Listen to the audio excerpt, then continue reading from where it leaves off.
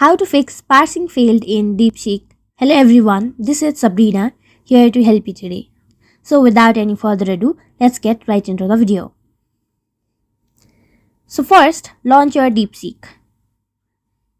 So as you can see, I am trying to send the file, but it has been saying parsing file since few minutes now.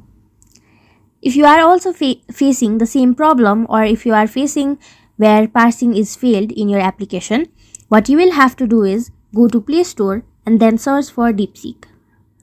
After that, if there is an update button, simply tap on the update button and then get the latest version of DeepSeek.